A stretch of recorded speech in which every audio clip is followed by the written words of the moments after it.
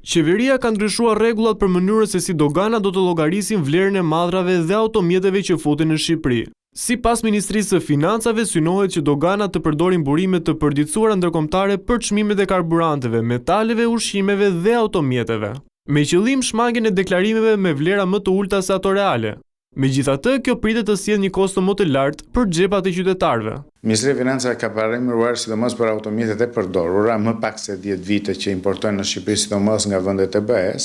Këtu duhet parë edhe këtu çështja, sepse jam dakord që të kemi çmime reference për sa përket automjetet e përdorura nga revistat më prestigjioze siç është Quattro Ruote në Itali e kështu me radhë. Por, nga ana tjetër, do të ishte mirë që të kishim një transparencë më të madhe.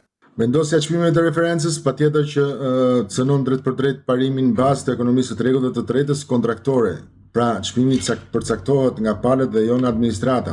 Kur kontrata ndërkombëtare ka çmim të fiksuar, ndërhyrja e doganës nuk është se ndryshon kontratën, por shtrembëron zbatimin e saj, duke rritur virtualisht edhe barrën fiskale, të cilët është barrë që bie tek klienti final, tek personat fizik dhe shfaqëlloj në shtetësi shqiptare.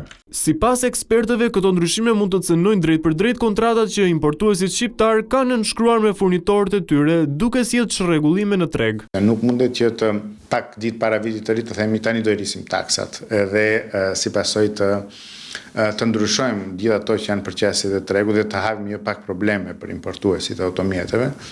Dhe nga ana tjetër të shikojmë le të themi të ndërtojmë edhe në këtë sens një periudhë 2-3 vjeçare ku njerëzit të jenë të përditësuar në raport me vendimet tatimore. Edhe pse kanë çmime të negociuara dhe të firmosura dhe kontrata të firmosura me klientët e tyre, me furnitorët e tyre, patjetër që furnitori huaj nuk ka ndikim, por ndikimi është që ngarkohet detyrimisht çmimi final e cili do të dalë në treg, dhe absolutisht diferenca nuk është se i faturohet furnitorit, por është një kosto që shkakohet direkt tek të themi blerësi final tek klienti shqiptar. Çmimet e referencës vendosen në një kohë kur Shqipëria po rrit gjithnjë më shumë varësi nga importet, çka e bën ndikimin e këtyre ndryshimeve edhe më të ndjeshme për tregun vendas.